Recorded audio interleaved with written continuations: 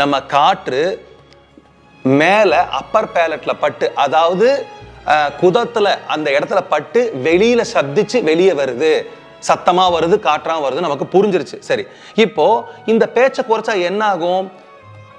காற்று உபயோகம் வெளியில போறது கம்மியாகும். நல்லா ஞாபகம் வச்சுக்கோங்க பிரியமானவர்களே, காற்று மேல பட்டு பட்டு வெளியே வர்றதைத்தான் நம்ம பேச்சுன்னு சொல்றோம். அப்ப அந்த பேச்சை குறைக்கும் போது காற்றோட உபயோகத்தை நம்ம கம்மி பண்றோம்னு அர்த்தம். சரி, இப்போ ஒரு விஷயம் நமக்கெல்லாம் கிளியரா புரிஞ்சிச்சு.